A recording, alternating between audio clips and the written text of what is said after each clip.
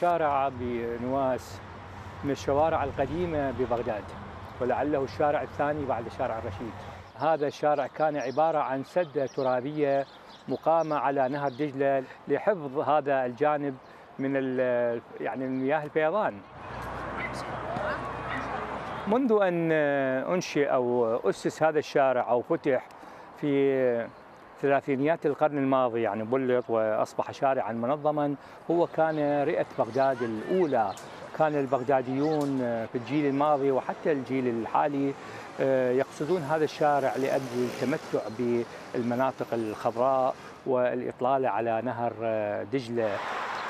هذا الشارع يعج المطاعم التي تقدم بعض الأكلات البغدادية المتميزة، أو في مقدمتها ما يسمى بالسمك المزقوف، أو يعني شواء السمك على الحطب بشكل حر.